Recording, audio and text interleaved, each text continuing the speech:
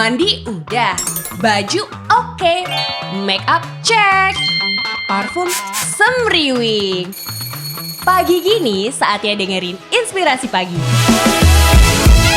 Dari jam 7 sampai jam 10 pagi. Stay tune ya, hanya di Kanal BC Radio. Kanal BC Radio, Custom News and Entertainment Station. Selamat pagi sahabat BC, apa kabar? Menyapa dari studio Kanal BC Radio di kantor pusat Bea Cukai. Saya Yela dan rekan saya Elizabeth. Ya, dalam program Inspirasi Pagi. Betul sekali. Nah, 1 jam ke depan kami berdua akan menemani sahabat BC dengan obrolan bertema produk lokal global. Jadi kita bakalan ngebahas tentang produk UMKM khususnya dari Sulawesi Selatan yang sebetulnya mungkin belum terlalu masyhur nih Mbak, tapi ternyata laku keras di pasar luar negeri dan menghasilkan profit yang menggiurkan bagi para produsennya. Juga tentunya nanti kita akan kulik lagi lebih jauh peran Bea Cukai dalam menggali potensi ekspor UMKM di Sulawesi Selatan. Dan karena kita ngobrolin tentang UMKM Sulawesi Selatan, kita tentunya nggak cuma berdua doang ya. Benar. Sudah hadir bersama kami di studio Kepala Kantor Wilayah Bea Cukai Sulbaksel, Bapak Jaka Kusmartata. Selamat pagi Bapak.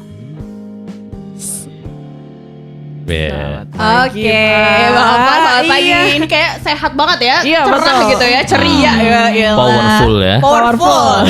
Terdengar dari suaranya ya. Mungkin sahabat BC juga udah langsung tahu nih, wah Pak Jaka nih oke banget nih, semangat gitu kan. Semangat Ewako. Oh iya benar. Ewako tuh artinya apa tuh Pak? Semangat, kuat. Oh gitu. Ya, itu ada maju terus, pantang mundur. Oh gitu. Bahasanya Ewako. Makassar tuh Pak. Yes. Bahasanya Makassar. Slogan yang biasa didengungkan di sana untuk memompa semangat orang. Oke, keren. Ewako. Boleh Pak sekali coba Ewako gitu Pak. Ewako. Makasih ya Pak udah bersedia hadir langsung nih di studio Kanal BC Radio. Nah, mau sebelum ini dulu nggak? Mau nyapa iya, dulu benar, mungkin benar, Pak Jaka. Ya, Silakan Pak. terima kasih Mbak Yela dan Mbak Elizabeth. Kesempatan yang luar biasa untuk kami, karena jarang-jarang loh orang daerah bisa mampir ke Kanal BC Radio Pusat ini. Jangan cuma bisa dengerin suara-suaranya, tapi juga bisa on the spot. Betul, Pak. Keren. Kami ucapkan terima kasih kepada seluruh pendengar yang berbahagia. Hari ini kita bisa beranjang sana dengan teman-teman Kanal BC Radio. Mudah-mudahan silaturahmi ini sangat-sangat menarik, sangat-sangat atraktif, dan tentu mengandung booster ya. Iya. Jadi siap-siap loncat dan bangkit nih. Menginspirasi juga ya Pak, sama kayak nama siaran kita pagi ini, Inspirasi Pagi. Baik. Dan sebelum kita mulai obrolan pagi ini nih, kami juga mau ngingetin ke sahabat BC bahwa kamu bisa interaksi bareng kami dan Pak Jaka dengan kirim pertanyaan via WhatsApp ya El ya. Iya betul. Ke 0812 492 07758. Sekali lagi aku sebutin 0812 4920 7758 atau komen di Instagram kita @kanalbeacukai. Benar. Jadi kami tungguin ya sahabat BC ya. Untuk mana tahu nih dia mau kirim-kirim salam juga sama Pak Jaka juga boleh. Boleh, langsung. Asik. Ini kembali ke Pak Jaka nih Pak. Sebagaimana yang kita tahu nih ya Pak, bahwa para pelaku UMKM itu berperan besar untuk pertumbuhan perekonomian di Indonesia. Dengan jumlahnya mencapai 99% dari keseluruhan unit usaha. Yes. Nah, untuk Bapak sendiri nih Pak, bagaimana sih pandangan Bapak tentang peran UMKM dalam perekonomian Indonesia? Sebelum masuk ke materi, boleh nggak kita menghangatkan suasana inspirasi pagi? Iya. Saya ada oleh-oleh pantun nih. Aduh, lanjut. Pantun dong. Ewako ya. Iya, Ewako. Tolong bantu cakepnya. Ya, iya. Jalan-jalan ke Bandung beli roti O. Cakep. Pulangnya bawa oleh-oleh peyem. Artinya Pagi ini diundang ke Kanal BC Radio sambil ngopi ngobrolin UMKM. Dan emang kita akan bahas UMKM nih ya. Tapi kopinya kalau nggak salah belum ada nih ya Pak. Untung tadi udah minum kopi. Oh udah ya, pantesan seger ya. Iya. Laku nggak pantunnya? Laku banget. Kalau laku jual satu lagi. Oh ada lagi nih. Oke. Minum kopi lagi. Gak apa-apa ya. Iya. Minum kopi memang enaknya pagi. Kurang manis, gula dicari. Asik. Sudah saatnya kita bersinergi bersama UMKM, kita bangun ekonomi negeri. Udah semangat banget ya pagi ini. Iya, cocok banget ya emang kalau kita nggak datengin Pak Jaka buat ngomongin tentang UMKM. Iya, benar. Siap. Jadi langsung aja Pak Jadi jawabnya jangan tadi ya. Oke. Gimana pandangan Bapak ya. nih tentang peran UMKM dalam perekonomian Indonesia? Ya, peran UMKM di Indonesia tidak diragukan lagi. Tadi sudah dinukil ya. Ya. Itu pernyataan dari Pak Menko. Iya, betul Menko Pak. bidang perekonomian kira-kira Oktober tahun 2020 waktu itu dalam sebuah acara forum pembangunan UMKM Indonesia pasca COVID sudah mulai menurun ya. Beliau sampaikan dengan penuh semangat dan kebangkitan. Jadi beliau sampaikan UMKM kita ini itu 99% dari segi jumlah unit usaha. Ya. Artinya sebenarnya UMKM ini jumlahnya cukup meyakinkan ya. Apalagi sumbangan kontribusi UMKM terhadap PDB kita, produk domestik bruto kita itu 60% lebih, ya kan? 60% lebih. Kemudian belum penyerapan tenaga kerja itu 95, 96 something persen. Artinya apa?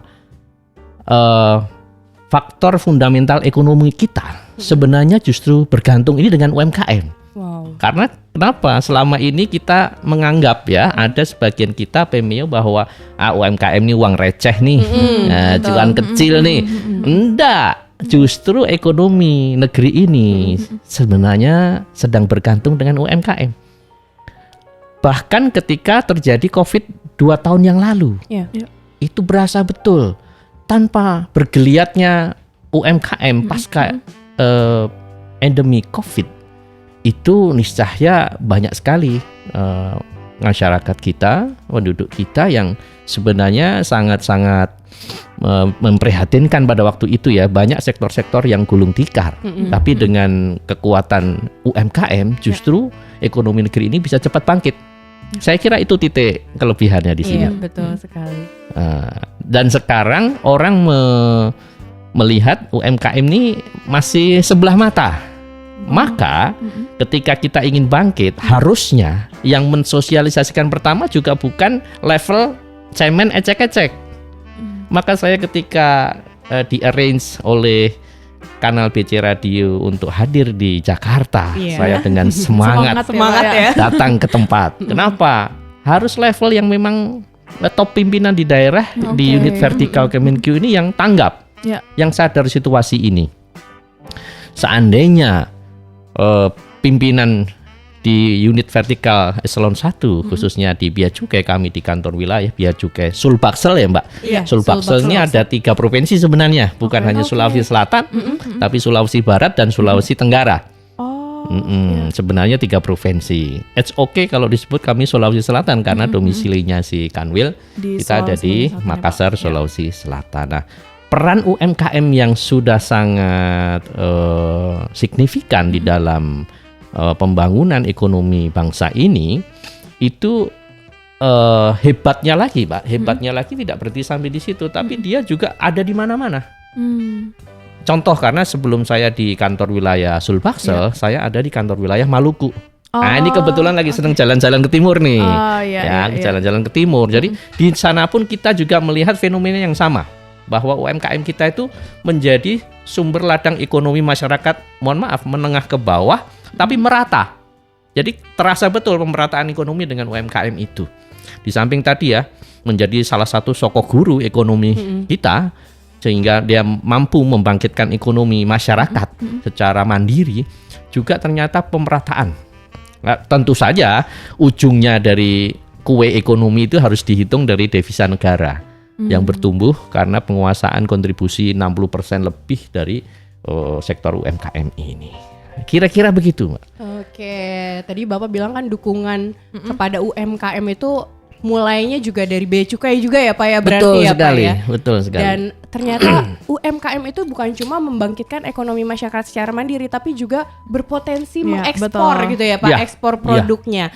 Nah, yang jadi pertanyaan nih Pak, mungkin sahabat BC juga penasaran. Sebetulnya adakah syarat yang harus dipenuhi oleh UMKM untuk dapat ekspor Pak? Jadi Mbak, tadi pertanyaannya sangat cerdas ya, menarik ya, karena loh kita ini bea cukai, Iya, kami ini betul. bea cukai, kok ngurus UMKM sih? Iya betul. Nggak kejauhan tak, nggak bahaya tak, gitu ya.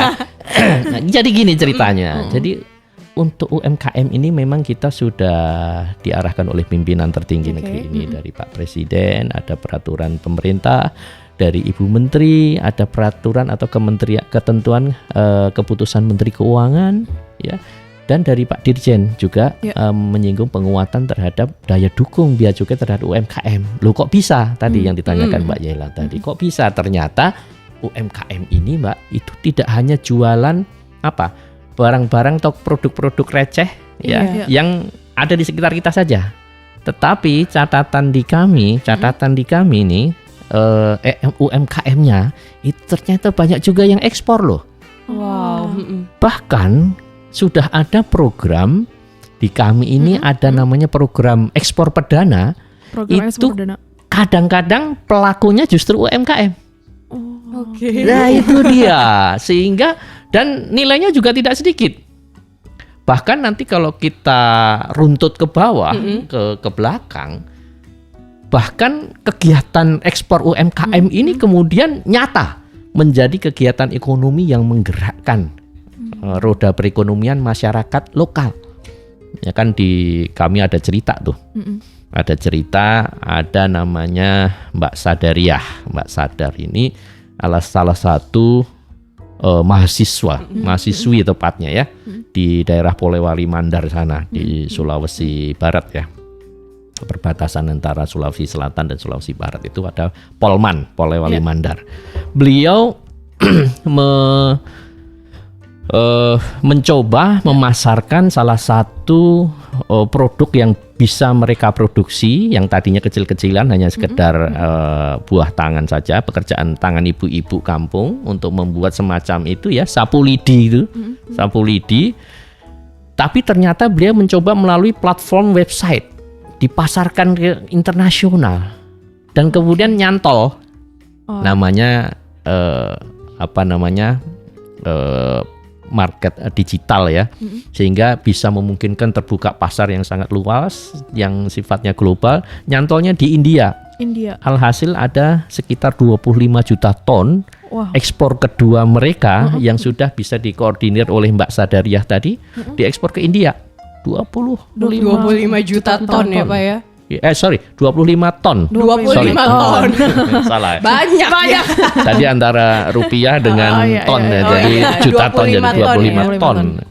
Kalau sapu lidi dari bahan apa namanya itu banyak sekali ya, satu kontainer. Itu sudah yang kedua. Nah, alhamdulillah. Hal-hal seperti ini sebenarnya merupakan sebuah inspirasi ya. Benar, kalau kita betul-betul bisa memberikan nilai, bahwa jangan putus harapan kalau ada kita melihat sesuatu yang sebenarnya kurang begitu berharga kalau ada di sekitar kita. Tapi kalau kita mengelolanya dengan baik, dengan profesional, ternyata bisa diekspor dan menghasilkan. Nah, itu yang paling penting. Profitnya menggiurkan gitu ya Pak ya. Profitnya menggiurkan. Nah, ini yang perlu di template ya, di cloning ke semua remaja kita, para pemuda-pemudi kita. Ternyata yang dari Polmen di ujung dunia sana bisa mengekspor sapu lidi, dan sekarang mereka sedang terus menggalakkan produksi dan mencari buyer yang lebih kuat di seluruh dunia. Oke. Dan cerita Mbak Sadariah tadi itu ya Pak ya, dari Polewali Mandar ini benar-benar menginspirasi kita. Tapi nanti Pak Jaka juga akan cerita nih kisah-kisah sukses pelaku UMKM lainnya dari Sulbaksel. Siap. Kita tunggu ya Pak ya. Siap. Dan ternyata bukan cuma UMKM Sulbaksel aja yang tertarik sama siaran kita pagi ini. Benar banget. Jadi ada netizen nih dari Superhero UMKM Bea Cukai Malang. Salah satu sahabat BC ya, menyapa betul. Pak Jaka. Selamat pagi Bapak, semangat pagi untuk acara pagi ini. Dan ini dari UMKM Malang ya Mbak ya? Iya betul sekali. Wow, Jadi luar nggak cuma biasa dari ya. Sulawesi Boleh disapa Pak mendengar. Superhero namanya. Superhero, mudah-mudahan menjadi superhero dari Malang. Bisa aja Pak Jaka nih ya. Keren ya. Oke, next question L. Iya benar. Tadi kan komoditas yang disebutkan Pak Jaka tuh awalnya tadi sapu lidi. Sapu lidi ya. Sapu lidi. Oh, betul. Nah untuk komoditas lainnya Pak yang dari UMKM Go Ekspor Sulawesi Selatan nih apa aja sih Pak Ya. selain tadi sapu lidi? Tentu saja sebenarnya banyak ya, ada briket, dari apa namanya cangkang kelapa itu ya, kemudian ada lagi dari apa namanya sapu lidi yang dari kelapa sawit itu juga ada. Sapu lidi dari Dari kelapa sawit dari itu kelapa sawit. kan bentuknya mirip-mirip yang kelapa biasa itu ya, tetapi ada juga yang bisa itu. Dan itu diekspor juga loh, ada ke India, ke Jepang, ke Tiongkok dan lain-lain. Nah, jadi jangan sampai kita hanya berprasangka bahwa Indonesia itu hanya bisa mengirim tenaga domestik TKI itu ya, tetapi juga betul. bisa ekspor dalam bentuk komoditas. Selain itu juga ada kemiri, ada Kemiri. ekspor candle nut itu Candle kemiri. nut, Candle nut itu bisa bahan untuk yang sekarang lagi trending nih, Ya. kosmetik, bahan Iya. kosmetik, Buat penghitam rambut gitu ya, Pak, ya. dan lain-lain. Banyak fungsinya ya, alis-alis Iya, mata. Pokoknya yang bau-bau hitam itu pasti kok bau-bau hitam. Bau-bau hitam, Nampak nampak hitam kita lihat gitu kita ya. nih. Itu adalah kemiri dan ternyata kita ini sebenarnya di Indonesia nih banyak sekali sumber-sumber daya alam kita dari komoditas asli pohonan ada kemiri, ada pala. Kalau dulu waktu saya di Maluku itu juga sebenarnya bukan hanya bumbu dapur, tapi juga kesehatan dan kemudian yang sekarang lagi ngetren skincare gitu ya. Skincare, Dari betul, kulit buah pala itu bisa diolah menjadi produk-produk kecantikan, kosmetik, bahkan skincare yang lagi itu anak-anak muda skincarean itu. Mulai tertarik ya El Iya. ya? Mulai. Jadi kepo ngelihat ininya nanti ya Mbak, ingredients-nya gitu ya, ada pala nggak Dan di pantas situ? aja Pak Jaka bilang memang ini belum termasyhur gitu ya Pak ya di Oh, dalam iya. negeri ya. Tapi ternyata di luar negeri, negeri ini itu, sudah jadi iya, pasar benar. yang menguntungkan gitu ya. Karena sebenarnya kita ini punya sudut pandang ya bahwa di negeri kita itu adalah luar negeri orang. Oh, Betul iya, ya. betul dong. Dan Iya, betul, ya, betul, kita betul. seringkali melihat kalau sesuatu yang dari luar negeri itu indah, Luar biasa Wow, gitu ya, menantang Pak, ya, ya, benar-benar. membuat kita penasaran untuk mencoba. Iya. Padahal kita di negeri kita itu adalah negeri luar negeri orang. Iya. Ya, sehingga orang pun juga penasaran. Oh, pengen mereka melihat produk-produk yang Iya. dihasilkan dari komoditas-komoditas Indonesia. Sejak zaman dahulu kala sebenarnya potensi komoditas kita itu unggul di pasar internasional loh. Ya, kebetulan kan saya dulu selama kurang lebih 10 tahun lebih itu berkecimpung sebagai anggota delegasi Republik Indonesia untuk tim perundingan perdagangan internasional. Wow. Yang kalau di kita kenalnya FTA itu ya. Iya, Nah, FTA. itu kami salah satu anggota untuk melakukan perundingan dengan negara-negara mitra perdagangan kita. Dan setiap kita berjumpa dan menginjak di kaki negara-negara mitra dagang kita, ternyata selalu banyak komoditas-komoditas Indonesia yang dipasarkan di sana. Jadi jangan menganggap remeh bahwa komoditas kita bukan komoditas yang potensial. Justru komoditas kita adalah komoditas yang paling potensial. Luar biasa. Iya. Dan ini udah jadi perannya Bea Cukai juga ya Pak untuk mensosialisasikan gitu Yes. ya Pak ya dan Iya. mendukung Benar, UMKM. Iya. Nah, mau tahu nih lebih jelasnya lagi, lebih detailnya lagi. Sebetulnya gimana sih Pak peran Kanwil Bea Cukai Sulbaksel untuk pembinaan UMKM khususnya di wilayah Sulawesi bagian selatan? Ya, terima kasih pertanyaannya. Jadi sekarang kita sedang lebih menukik tentang tugas dan fungsi Iya, betul, kami betul. Bea Cukai di Sulbaksel terkait dengan UMKM nih. Iya. Jadi pada tahun 2023 kemarin kita dapat surat dari Kementerian Marves, Maritim dan Investasi, Menko Marves. Mereka menyampaikan ucapan apresiasi yang tinggi Wow. kepada kementerian-kementerian yang menjadi campaign leader, yang menjadi pemimpin dalam mengkampanyekan program pengembangan UMKM nasional selama tahun 2023. Salah satunya adalah Kementerian Keuangan atas hasil-hasil yang dicapai dalam pengembangan UMKM ini. Nah, untuk tahun 2024 ini kita diminta untuk memfokuskan dukungan terhadap pengembangan UMKM melalui program BBI dan BBWI, BBI Bangga dan BBWI. Buatan Indonesia, Oke. BBI garis miring PDN ya, produk domestik Oh, Indonesia, iya, iya, produk iya. dalam negeri, produk dalam negeri, dan BBWI bangga berwisata di Indonesia. Bangga berwisata di Indonesia. Untuk tahun 2024 ini difokuskan di Sulawesi Selatan. Wow. Nah, oleh karena itu kami kemarin diingatkan agar kita segera berkoordinasi seluruh unit vertikal Kementerian Keuangan di Sulawesi Selatan. Ada kepala perwakilan, ada kepala kantor wilayah DJP, ada kepala kantor wilayah Direktorat Jenderal Kekayaan Negara, ada kantor wilayah Direktorat Jenderal Perbendaraan, dan tentu saja dari kami Kanwil Bea Cukai Sulbaksel yang menjadi salah satu anggota Kemenkyu 1 di Sulawesi Selatan itu secara aktif berkoordinasi, menjalin komunikasi, bersinergi dan berkolaborasi ya, sesuai dengan arahan Bu Menteri Keuangan nih, untuk terus mengawal dukungan, pendampingan, asistensi kepada seluruh kegiatan UMKM di lokal wilayah Sulawesi Selatan. Kenapa? Karena ya ini kita sebagai dukungan ya, pemberian dukungan yang tidak bisa menjadi pelaku langsung, kita sangat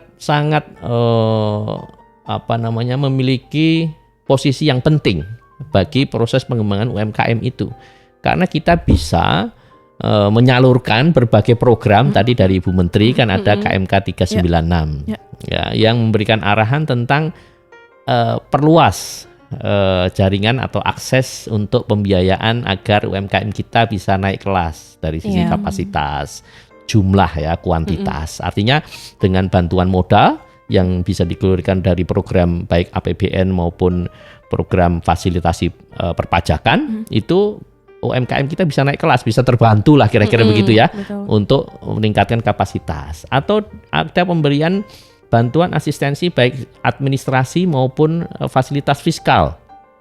Nah, itu juga kita lakukan sehingga UMKM kita melek pembukuan. UMKM kita bisa mempelajari perizinan dan bisa mengajukan permohonan dengan mudah. Ya, pemberian fasilitas yang sifatnya mempermudah. Kita dari Bea Cukai pun itu juga memberikan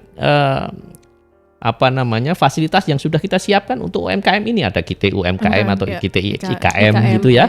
Sehingga kalau seandainya dari hulu ke hilir proses membangun UMKM kita ini bisa berjalan sampai ultimate goal-nya mereka bisa ekspor, dan di situ baru ketemu Bea Cukai, maka fasilitas fiskalnya pun sudah kita siapkan.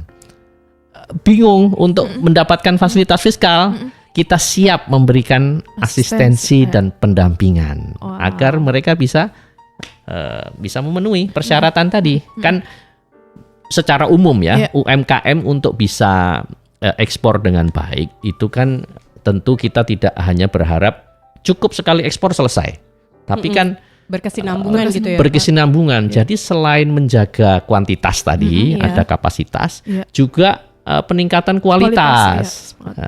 Apa yang diharapkan atau diekspektasi oleh pembeli di luar negeri, tentu mereka ingin barang-barang produk impor mereka dari Indonesia itu adalah produk-produk yang berkualitas, dan kita ingin jaga itu. Sehingga kemarin juga ada program yang namanya produk lokal berinovasi, peningkatan kualitas. Di kami itu juga menghadirkan para ahli pengelolaan pangan dari berbasis ikan, berbasis kehutanan, berbasis pertanian. Agar apa? Agar meskipun ini produk-produk yang primer, berbasis dari sumber daya alam primer di lokal Sulawesi Selatan, tapi kemudian bisa memiliki nilai tambah yang tinggi, nilai tambah yang tinggi. Nah, jadi ada kualitas, dan yang paling penting lagi yang tidak boleh ketinggalan yang ketiga kontinuitas. Iya, betul. Kuantitas it's okay, kualitas harus dijaga. Yang paling penting kontinuitas. Jangan cuma ekspor perdana besok enggak lagi. Ya, jadi kita juga terus kalau belum ketemu buyernya yang bagus, yang besar, yang banyak dan rutin, kita selenggarakan temu bisnis atau business matching. Kita bahkan bisa mengontak kolega-kolega pemangku kepentingan di luar negeri, dari para atase, dari ITPC ya, agen-agen perdagangan Indonesia di luar negeri. Kemudian juga kita mengikuti seminar-seminar internasional. Yang intinya kita bisa memperluas showcase kita, jaringan untuk orang bisa bersentuhan dengan produk-produk kita, baik secara luring maupun daring, kan gitu ya. Karena sekarang ini dunia ini tidak tertutup untuk hanya sekedar harus ketemu, tetapi juga bisa dipasarkan secara digital. Ya, begitu kira-kira. Oke. Dan kita sudah ada pertanyaan lagi nih Pak. Ya, dan pertanyaannya agak cukup panjang nih. Cukup panjang ya. Oke. Dari agen perubahan. Oh. Mas Jaka nih ya. Tanya boleh ya, pengen tahu pendapat Mas. Saya sebagai pelaku usaha selalu mendengar tagline-tagline seperti UMKM hebat, kuat, dan lain-lain. Pertanyaan saya, apakah ini tidak terlalu glorifikasi UMKM? Bukan menyampingkan besarnya peran UMKM terhadap perekonomian ya. Masalahnya, fetisisme usaha kecil ala populisme ekonomi suka mengabaikan karakteristik usaha kecil itu sendiri, yaitu memiliki kemampuan yang terbatas. Dibandingkan usaha besar, usaha kecil cenderung memiliki produktivitas dan upah yang lebih rendah serta relasi kerja yang bersifat informal. Belum lagi dihantam kenyataan akhir-akhir ini seperti tekstil murah luar negeri yang banjir ke Indonesia. Ini kan malah bikin UMKM terpuruk. Lah gimana sih pemerintah ini kebijakannya kontradiktif? Gimana sih tanggapannya Mas? Oke, ini ada kaitannya dengan pemberdayaan UMKM, tetapi juga melek terhadap saingan-saingan dari luar negeri ya. Iya, betul. Itu ya, terutama tadi disebut produk tekstil ya. Oke, jadi wah saya seneng kalau dipanggil Mas. Nah, langsung muda lagi 10 tahun, 20 tahun ke depan. Nah, terima kasih Mas, siapa tadi? Agen perubahan namanya. Agen perubahan. Nah, ini luar biasa, saya setuju sekali. Jadi kita harus meyakini bahwa kalau kita ingin menggerakkan sesuatu apapun itu sebenarnya, itu mestinya memang dimulai dari semangat. Bahkan semangat itulah yang kemudian menemukan jalannya sendiri. Saya pernah ngobrol dengan seorang penggiat UMKM ya. Sebelumnya belum pernah ada apa-apa. Ada sebuah kabupaten di sebelah Makassar, namanya Kabupaten Maros. Nah, saya bertemu dengan, saya sudah sampai ke pabriknya beliau itu, yaitu pabrik produk Golata. Golata, apa itu Pak Golata? Golata itu sebenarnya bahasa Makassar ya. Itu sebenarnya kalau mau ini kan dilembutkan gulata. Gulata itu tak itu kalau bahasa sana kita. Kita itu artinya Anda. Kita itu artinya bukan saya dan kamu, tapi kita itu tak itu Anda. Jadi gulata itu gula Anda. Nah, gulata itu bahan bakunya dari gula aren. Ada yang gula aren, ada yang gula nipah something ya. Tapi gulata ini yang sebelumnya belum ada. Kemudian oleh salah satu penggiat UMKM tadi coba diproduksi dengan profesional oleh dia. Dia melalui penelitian laboratorium, ada kadar gula yang dia ukur betul, ada proses yang betul-betul dijaga, sehingga dia sampai dengan sekarang berhasil untuk mengelola bisnis gulata tadi. Sayang tadi nggak kebawa ya. Kemarin mau bawa lagi habis untuk ekspor. Tapi nanti suatu saat kita bisa. Nah, saya ingin menyampaikan pesan kuat bahwa dari produsen gulata tadi yang sebelumnya sama sekali banyak di kami itu gula aren, pohon-pohon itu ya, nipah itu berserakan di mana-mana, di pinggir-pinggir sungai, di pinggir danau-danau gitu. Itu tidak bisa produktif ya, tapi dengan olahan tangan yang tepat, dengan semangat yang kuat, muncullah tadi produk gulata. Dan kemudian setelah beliau berhasil memproduksi itu, ternyata itu bisa menarik banyak minat penduduk di sekitar di Kabupaten Maros tadi. Dan kemudian itu menjadi masif. Sehingga beliau tadi prinsipnya ada kuantitas, beliau bisa menutup kekurangan suplai, beliau menjaga kualitas, dan beliau berkomitmen menjaga konsistensi, kontinuitas dari produknya. Ternyata itu berhasil dan sekarang beliau punya pabrik. Nanti silahkan dikunjungi, dan kalau sudah bisa menjadi pionir dalam pembangkitan UMKM di satu tempat karena sumber bahan bakunya juga sudah tersedia, suplainya luar biasa dan dengan harga yang bersaing, maka kemudian kita bisa memperbanyak tuh produk itu. Jadi saya kira tadi ya, pertanyaan itu lebih kepada apa iya sih, itu jawabannya ada di semangat. Semangat, keyakinan bahwa tidak ada yang tidak bisa dan tidak ada yang tidak mungkin. Bahkan kita mengkoordinir dengan berbagai pihak, tidak hanya Kementerian Keuangan tapi juga lembaga penjaminan ekspor. Itu datang ke sana, direktur pemasarannya waktu itu bekerja bersama, dan kemudian setelah itu bisa berkembang sampai hari ini. Ya. Kemudian tadi pertanyaan berikutnya dari Mas Agen Perubahan tadi apa? Tadi dari Mas Agen Perubahan. Tekstil dari betul, dihantam Pak. dengan dengan apa produk-produk luar negeri. Betul. Sebenarnya relatif comparative advantage atau keunggulan komparatif dari produk-produk kita itu bersumber dari kekuatan produk itu sendiri. Sedangkan kehadiran pemerintah dalam hal ini dari sisi fiskal, aspek perdagangan internasional, kalau kita bicara perdagangan internasional itu banyak ya. Ada yang tarif, ada yang non tarif, measure, ada berbagai hal. Dari aspek pengusaha, pelaku UMKM-nya, apabila dia memproduksi dengan tadi kuantitas, kualitas dan kontinuitas, itu sebenarnya sudah menjamin tentang eksistensi dari produk yang bersangkutan. Nah, tinggal kehadiran pemerintah dalam hal ini, khususnya kalau kita adalah bea cukai, tentu pada saat dibutuhkan di rantai produk ini agar bisa sampai ekspor dengan baik, ya. Kalau itu ekspor, kalau rantai perdagangnya di dalam negeri berarti rantai value chain di dalam negeri, itu kita jaga betul profesionalisme kita, konsistensi, transparansi kita, ya, memfasilitasi apa yang mereka butuhkan sesuai dengan ketentuan yang ada, yang berlaku. Saya kira tadi tidak ada yang tidak mungkin untuk berhasil. Iya, betul. Nah, saya kira itu cocok juga nih pertanyaan Pak Agen Perubahan ini. Jadi memang semangat dan keunggulan produk itu ya UMKM sendiri yang menentukan, betul ya Pak ya? Iya, dan itu sudah terbukti. Iya. Dari dua cerita tadi Pak Jaka sudah bilang gitu ya, bahwa ada kisah sapu lidi, betul ya Pak? Terus ada Gulata, Gulata, benar. Bahwa mereka memang semangat gitu kan, dan pada akhirnya juga jadi bikin udah punya pabrik tadi. Karena produk mereka unggul gitu ya, dan pemerintah hadir gitu untuk membantu mereka. Dan mungkin karena tadi cerita Bapak tentang kisah suksesnya Sapu Lidi sama Gulata ini, muncul juga nih Pak UMKM yang mau konsultasi sama Pak Jaka. Langsung tuh. Jadi ada Pak Goodlev, namanya Goodlev Beras Porang. Beliau bilang gini, selamat pagi Bapak, sukses selalu. Mungkin bisa di-share nih Pak, langkah-langkah apa yang harus kami ambil selaku UMKM agar bisa ekspor produk ke luar negeri. Usaha kami salah satunya adalah beras porang dan minuman beras merah instan dari Tulung Agung, Jawa Timur. Wow. Tadi kebanyakan kita arah timur Jawa ya. Tadi dari Malang, sekarang dari Tulung Agung.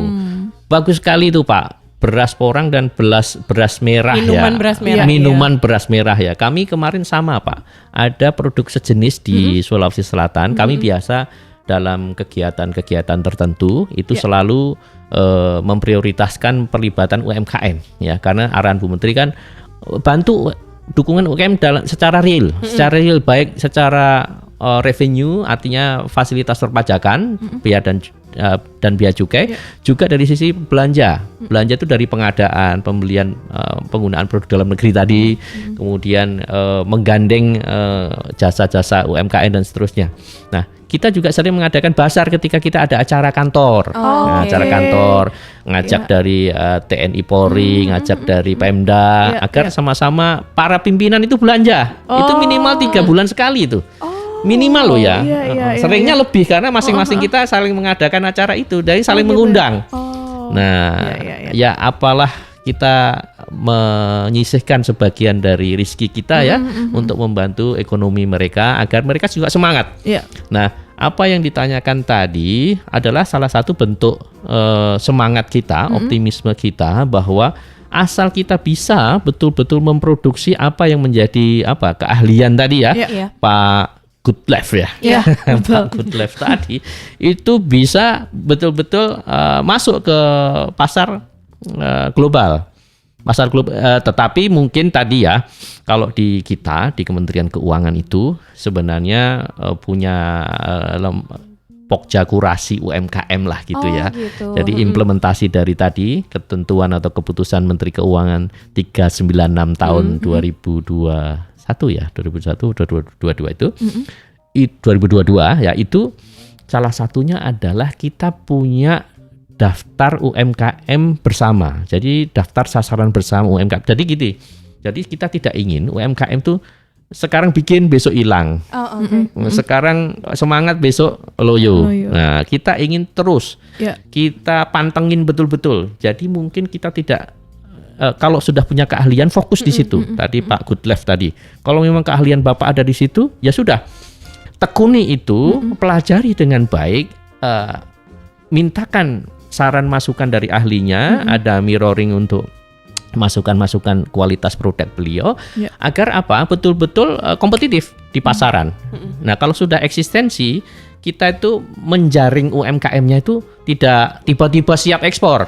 Mbak Yela dan Mbak Elizabeth. Berarti dari nggak awal bisa. gitu ya, Pak ya? Dari awal kita jaring betul-betul mana UMKM yang kita kategorikan sebagai UMKM rintisan misalnya. Itu kita daftar UMKM rintisan. Oke, yang masih keluar masuk, yang kadang masuk kadang hilang. Wah, saya sesempatnya aja Pak. Sekarang lagi nganter anak ke luar kota, nggak produksi. Itu kadang masuk kadang enggak, kadang punya modal kadang enggak, kadang kepake untuk bayar sekolah anak dan sebagainya. Nah, itu rintisan namanya. Sampai dia betul-betul bisa mempertahankan eksistensinya. Dia bisa mandiri, selalu dapat bahan baku, selalu bisa ngolah, selalu punya modal, dan selalu punya pembeli meskipun hanya di sekitar wilayah dia berada. Domestik. Ya, tapi dia sudah punya eksistensi. Nah, kalau konsistensi untuk eksis ini sudah kuat, dia kami masukkan ke dalam kelas mandiri. Jadi UMKM mandiri. Tadi kan UMKM rintisan. Boleh keluar masuk nih. Kadang-kadang salam, kadang-kadang tidak salam. Ya, kadang-kadang datangnya ke Lonun, perginya ya nggak tampak punggung kan gitu ya. Biasa UMKM. Kita nggak harus emosi, harus marah-marah, biasa. Karena itu masa mereka merintis. Tapi kalau sudah bisa naik kelas, kita udah mulai coba agak serius fokus. Di kekurangannya kita betul-betul plototi ya istilahnya. Ini di bagian mana yang perlu kita dukung. Nah, itu sudah mulai mandiri. Artinya sebenarnya dia sudah bisa berdiri berusaha sendiri, tapi dia perlu sentuhan untuk berkembang. Iya, perlu dorongan. Perlu dorongan. Kalau memang perlu dia secara khusus untuk belajar, misalnya tadi pembukuan, kita turunkan teman-teman yang memang jago pembukuan, yang fit nanti untuk pemeriksaan, misalnya laporan keuangan untuk pajak, untuk laporan bea cukai dan seterusnya. Terus nanti kalau sudah mandiri, sudah tertata rapi, di sana sini sudah dipoles baik, dia kita persiapkan juga, jangan berhenti sampai di situ. Itu belum ketemu bea cukai nanti. Nah, sampai dia bisa bertemu dengan internasional atau global buyer, pakai pembeli business matching itu ya, Pak internasional. ya. Kita bikin business matching, ketemukan dengan pihak-pihak investor yang siap untuk mencari produk-produk unggulan dari Indonesia.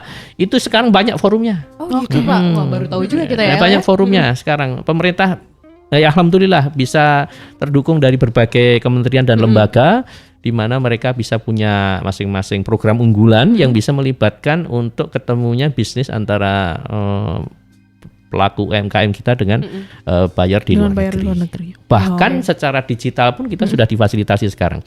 Teman-teman di DJKN itu sekarang juga punya showcase digital, ya pakai apa namanya itu lelang.go.id. Jadi produk-produk UMKM itu bisa di-upload di website mereka. Nah, Mbak Yela mungkin jadi kayak marketplace gitu. Yes, marketplace. Dan itu saya pernah kami undang UMKM di kantor wilayah Bea Cukai Sulbaksel itu sambil senam pagi gitu ya, mengundang teman-teman kolega dari pemerintah daerah dan TNI Polri. Itu kita ajarin bareng-bareng, ayo daftar sebagai penyedia dalam marketplace-nya si lelang.go.id tadi, teman-teman dari KPKNL DJKN. Ternyata mudah. Saya sendiri juga sudah mencoba daftar itu. Coba daftarin apa nih Pak? Enggak, mencoba aplikasinya saja gitu untuk ya? masuk ke websitenya lelang.go.id itu. Ternyata mudah dan mereka antusias untuk itu. Jadi kan itu kan hemat secara digital. Mereka nggak harus punya showcase toko, ya.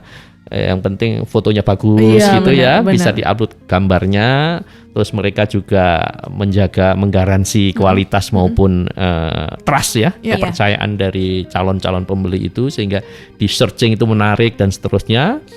Nah itu nanti bisa terfasilitasi untuk mendapatkan buyer-buyer baru. Bahkan kadang-kadang ternyata bayarnya bukan ada dalam negeri tapi di luar negeri, karena itu Internasional juga gitu ya, bisa internet diakses. ya, di website. Iya. Iya. Nah itu yang kadang-kadang kita sendiri juga kaget, oh ternyata kita bisa cepat itu Iya. membantu marketing teman-teman UMKM ini. Iya, jadi Pak Good Life jangan khawatir Iya, gitu ya, betul. El, ya. Sudah banyak akses. Optimis. Yang penting semangat, optimis. Iya, benar. Optimis, semangat, terus aktif juga Aktif, ya Pak ya. iya, Tadi seperti betul. Bapak bilang, aktif berkonsultasi langsung dengan ahli gitu ya. Yes. Atau Dengan bea cukai juga Bea bisa cukai gitu, langsung. tadi Jadi kami Iya. terbuka, kami terbuka. tadi kalau Bapak tuh kan menjelaskan tentang ada daftar kurasi UMKM gitu ya Pak ya. Kalau untuk masuk daftar itu tuh gimana tuh Pak? Mungkin Pak Good Life juga tertarik gitu kan? Iya, tadi sekira membawa diri, Iya. membawa produk, Oh, iya, betul. bisa menjelaskan ini produk apa, siap membuat, siap menjual, dia punya kekuatan di mana, Iya. keunggulan di mana, lalu apa yang dia butuhkan. Oke. Itu pasti akan kita daftar. Semudah itu. Ya, tapi tadi semangat, serius. Ya, sehingga ya kita juga tidak ingin nanti menjadi ajang trial error yang Iya, betul. yang penting kita ikut acara-acara Iya, itu, tapi iya, nah betul, kita betul. enggak, kita Iya. maksudnya kurasi itu ada daftar sasaran bersama, jadi diplototin bareng-bareng agar betul-betul tadi berhasil tumbuh. Iya, Betul. dari Sepakat UMKM banget. rintisan gitu Jadi ya. UMKM mandiri. Terus komitmen gitu ya Pak To ya. export, ready to export ya. Iya. Ulang lagi Pak. Ready to export. Ready to export. Nah. Oke, nanti kita akan balik lagi sahabat BC di segmen kedua. Kita akan dengar satu lagu dulu. Stay tune di kanal BC Radio. Hey Dan, apa kabar? Udah lama ya gak ketemu. Gimana kemarin tes PNS lulus? Hey Tan, kabar baik alhamdulillah. Sekarang gue kerja di Bea Cukai Tan. Bea Cukai, itu apa sih? Bea Cukai itu adalah salah satu instansi di bawah Kementerian Keuangan yang mempunyai misi memfasilitasi perdagangan dan industri, melindungi perbatasan dan masyarakat Indonesia dari penyelundupan dan perdagangan ilegal, dan mengoptimalkan penerimaan negara di sektor kepabeanan internasional Tan. Wah, melindungi masyarakat Indonesia dari penyelundupan dan perdagangan ilegal. Kayak di film-film aja. Jangan disamain sama film dong. Kalau kita ini real Tan. Menjaga Indonesia dari berbagai barang larangan seperti narkoba, balpres, dan lain-lainnya Tan. Wah, keren-keren tuh. Terus kerjanya apa lagi Dan? Meningkatkan pertumbuhan industri dalam negeri, mewujudkan iklim usaha dan investasi yang kondusif, melindungi masyarakat, industri dalam negeri dan kepentingan nasional melalui pengawasan dan atau pencegahan masuknya barang impor dan keluarnya barang ekspor yang berdampak negatif. Melakukan pengawasan kegiatan impor, ekspor dan kegiatan di bidang kepabeanan dan cukai lainnya. Membatasi, mengawasi, dan atau mengendalikan produksi, peredaran dan konsumsi barang tertentu yang mempunyai sifat dan karakteristik dapat membahayakan kesehatan, lingkungan, ketertiban, dan keamanan masyarakat, serta mengoptimalkan penerimaan negara dalam bentuk bea masuk, bea keluar, dan cukai guna menunjang pembangunan nasional. Wah, keren juga ya. Ngomong-ngomong, ada lowongan nggak? Lowongan kerja di kantor gue. Lowongan istri pegawai Bea Cukai juga boleh. Yeah. Kanal BC Radio Customs News and Entertainment Station. Balik lagi di Inspirasi Pagi masih bersama Elizabeth dan Yela di sini, dan juga ada narasumber kita hari ini yaitu Bapak Jakak Busmarta, Kepala Kanwil Bea Cukai Sulbaksal. Iya. Masih semangat. Masih semangat Pak Jaka, dan ternyata semangat juga nih para sahabat BC yang mendengarkan Inspirasi Pagi hari ini. Iya. Ada pertanyaan lagi Pak, ada 2 Oke. pertanyaan. Iya. Yang pertama dari CV Gajah Mas Hidayat. Salam dari Maros. Ya, Maros, nih wow. Pak. Wah. Tadi kena sinyal Maros Kena, tadi ya, iya. langsung muncul ya. Mungkin Bapak juga kenal nih ya sama CV Gajah Mas Hidayat. Gajah Mas Hidayat. Iya, Oke. jadi sahabat BC ini bertanya bahwa sudah banyak ngobrol tentang ekspor. Sebenarnya banyak kantor bea cukai yang aktif jemput bola juga. Tapi menurut sahabat BC ini, bea cukai jangan hanya mentok di edukasi sisi kepabeanan ekspor saja. lebih baik dikumpulkan stakeholder ekspor dan memberikan pelatihan secara sekaligus. Karena ekspor itu nggak hanya bersentuhan dengan bea cukai saja kan. Walaupun sebenarnya nggak ada kewajiban bea cukai nih di sini, tapi cuma menunjukkan extra effort kalau mau. Dan lebih bagus lagi kalau ditambah pelatihan non regulasi, misal kayak cara marketing, tips-tips nyari buyer, packing dan lain-lain. Jadi satu pelatihan yang komprehensif. Tapi tentu ini adalah extra effort kalau mau benar-benar jadi katalis ekspor. The choice is yours, Pak Jaka katanya. Yes. Gimana nih Pak tanggapannya? Gajah Mas Hidayat, terima kasih. Ini pasti semangatnya seperti gajah, glorinya seperti Mas dan penuh hidayat. Gajah Mas Hidayat. Terima kasih Mas Gajah Hidayat dari Maros. Ya. Baru beberapa bulan yang lalu kita 2 atau 3 bulan yang lalu kita juga membuka pelatihan UMKM di Maros. Ya di tadi tempatnya Pak Gulatak tadi. Sebenarnya kami sudah rutin Pak Gajah Mas Hidayat, mungkin nanti tinggal colek-colek saja pemerintah daerah setempat kalau memang ada di persisnya di mana gitu ya. Kalau memang domisilinya di Maros, ada di Maros. Kemarin kita ada menyelenggarakan bekerjasama dengan salah satu bank himbara di Malino. Ya, kalau dari Maros pasti tahu Malino. Malino tuh kalau di Jakarta ini seperti di puncak Bogor. Nah, di daerah-daerah gunung, daerah dingin. Jadi kami juga bekerja sama dengan pihak pendukung seperti Bank Himbara tadi.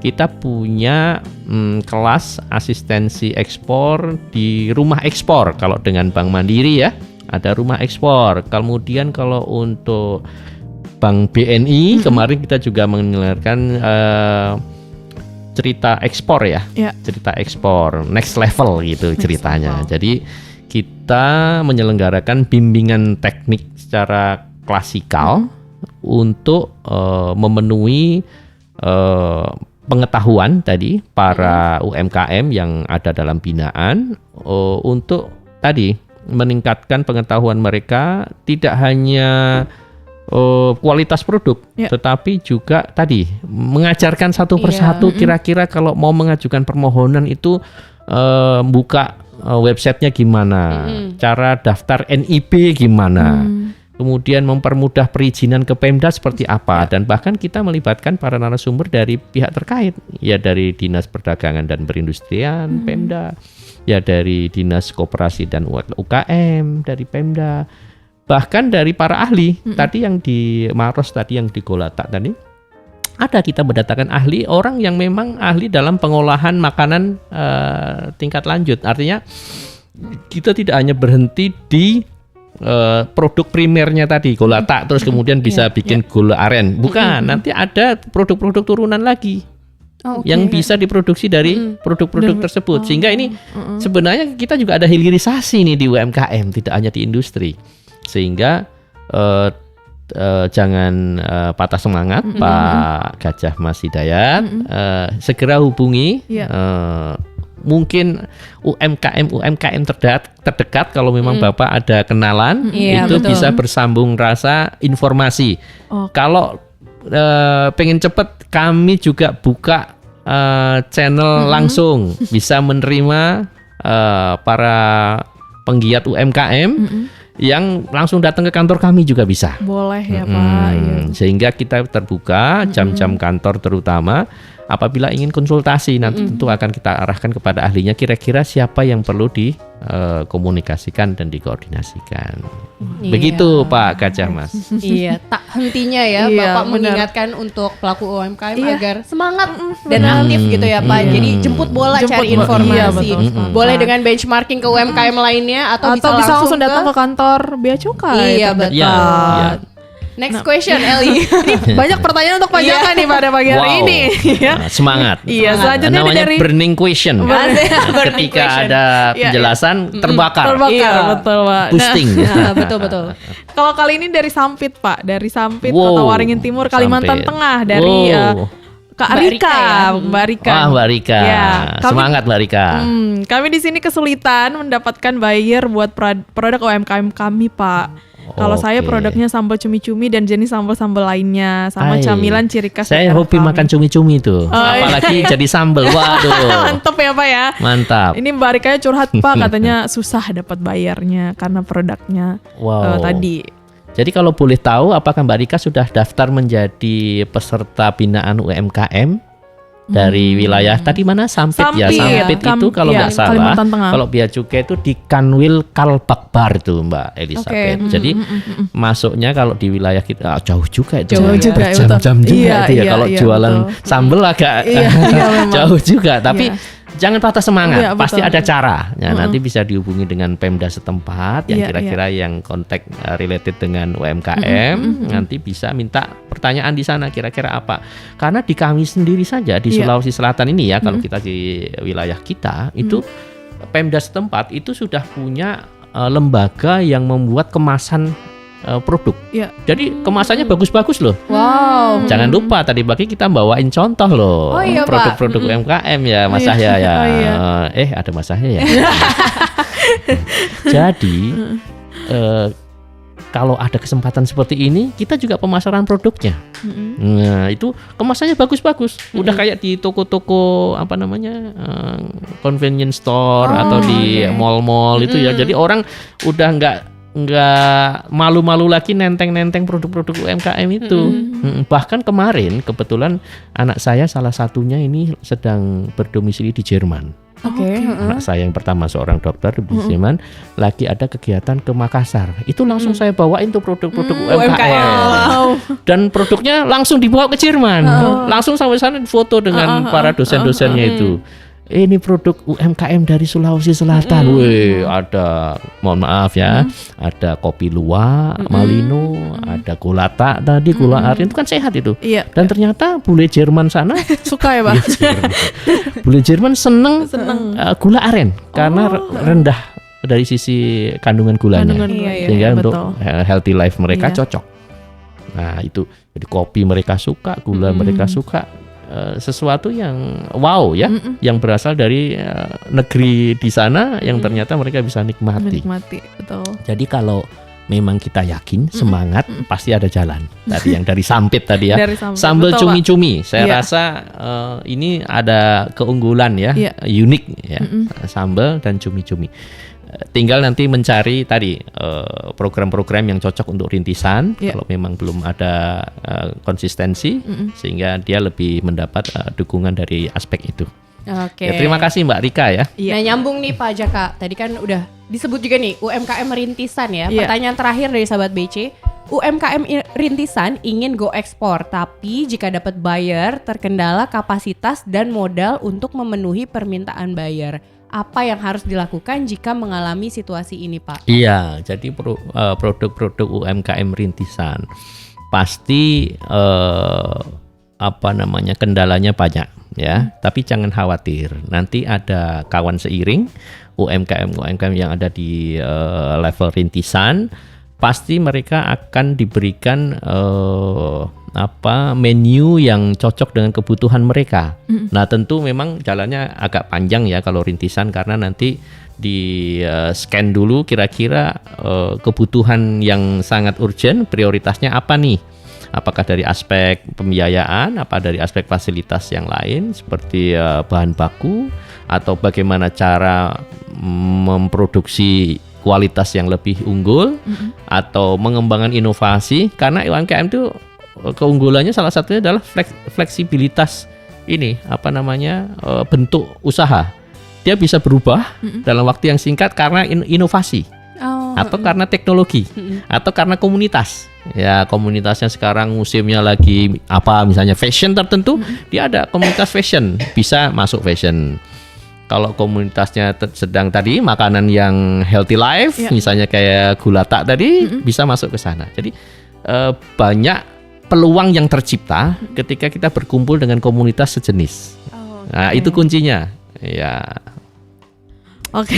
Nah, masih semangat nih. Iya, Masih semangat. Inspirasi. Jadi kalau tadi UMKM udah pada konsultasi sama Iya, Pak Jaka, betul. sekarang kita mau membangkitkan lagi inspirasi mereka nih Pak, Oke. biar tambah terinspirasi. Dari kisah-kisah sukses UMKM Iya, di Sulawesi boleh nih, Pak, bagian cerita. selatan. Iya, Pak. Satu aja Pak, Iya. contoh UMKM yang paling berkesan lah menurut Iya. Bapak. Kalau tadi udah disebutin Sapu Sapu lidi, Lidi ya. terus ada Gulata juga. Iya. Nah, ini selanjutnya apa nih, Pak? Ini ada cerita unggulan. Agak dinamis, agak ada dinamikanya. Oh, dinamikanya. Jadi orang sukses itu tidak selalu langsung sukses, Mbak. Kadang-kadang juga ada dinamikanya. Nah, ada ini usaha briket dari cangkang kelapa ya, buah kelapa yang sekarang sudah ekspor Iya. dari CV Coconut Internasional Indonesia. Iya. Ini dari Mbak Asriani, itu ekspor sejak bulan Juli 2022. Nah, konon pada saat mengembangkan industrinya ini, Mbak Asriani ini menghadapi banyak tantangan, kendala. Ya mohon maaf, karena kan kadang-kadang meskipun yang mengantarkan buyer itu pemerintah resmi atau dukungannya dari misalnya perwakilan Bank Indonesia, itu Iya. juga turut membantu.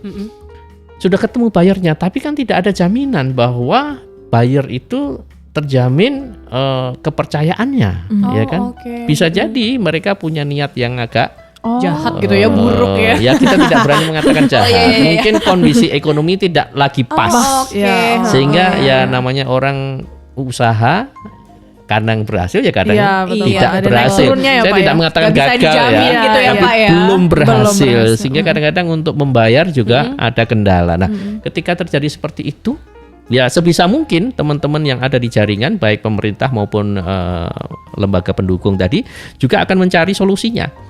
Ya. Nah, kita mungkin menghubungi atasé di mana negara tujuan ekspor itu berada. Sebenarnya apa sih? Oh, ternyata bukan karena lari atau kabur, tapi Oke. ternyata karena ada kesulitan keuangan. Kan bisa saja. Iya, iya. Mereka juga bisa jadi UMKM juga kan gitu ya. Nah, dan akhirnya cerita ekspor briket ini ternyata bisa menyelesaikan masalahnya tadi. Karena dia bisa memperoleh buyer alternatif dan sekarang ini sudah pernah ekspor ke Inggris 2 kontainer, ke Turki 3 kontainer dengan nilai 1,5 miliar. Saya kira untuk UMKM Itu angka yang besar ya, Pak ya? mungkin Mbak Elizabeth juga boleh mencoba nih briket dari cangkang kelapa tadi. Iya, benar. Ya, dan bahkan sampai membuka lapangan pekerjaan untuk 200 orang lebih. Untuk ukuran daerah ini luar biasa, itu luar Mbak. biasa, Jadi mereka juga sudah mengembangkan ke wilayah Timur Tengah utamanya ya. Karena memang kita juga dibantu marketing dari para jamaah haji, jamaah umroh. Kalau ada produk Indonesia, tahu sendiri orang Indonesia. Iya, semangat paling langsung belinya ya, Pak. Iya, paling betul, seneng betul. belanja, Iya, ya kan? Nah, kalau ketemu produk-produk Indonesia di sana, langsung bisa ikut mempromosikan. Iya, Nah, itu bagus sekali. Jadi sudah ke Saudi Arabia, ke Uni Emirat Arab, dan bahkan ke Eropa loh. Nah, saya kira jadi ini sebuah harapan ya. Ini bukan janji manis, apalagi PHP. Nah, tetapi ini adalah harapan, harapan bersama. Jadi intinya dari ketekunan kita, semangat kita. Bila terus kita bisa jaga keyakinan kita itu, maka iman untuk UMKM itu harus ada imannya juga. Iman percaya gitu ya, Pak Imannya ya. tadi yakin tadi, semangat. Insya Allah pasti ada jalan. Iya. Kan Oke. gitu. Terima kasih ya. Tadi siapa? Oh ini bukan pertanyaan ya? bukan. Ini kisah Oh sukses. pertanyaannya Mbak. Gila ya. Oh iya sampai lupa Iya, saya. ini Oke kisah terima kasih. suksesnya Asyriani, Mbak Asyriani Mbak tadi ya, Asyriani, Mbak ya. ya. Dari CV Coconut International Indonesia. Iya. Yang mengalami dinamika tapi Akhirnya berhasil ya, Pak? Iya betul, untungnya dibantu juga ya Pak. Jadi pemerintah dan pihak-pihak terkait itu bukan cuma membantu pada saat mau ekspor aja, tapi ketika misalnya ada kendala juga gitu ya, bisa jadi Gak safety net usah, gitu gak ya usah Pak. capek-capek usaha. Bikin SIM aja bisa gagal kok. Oh iya, betul. Pacaran aja bisa gagal ya. Aduh, jadi curhat nih kita nih.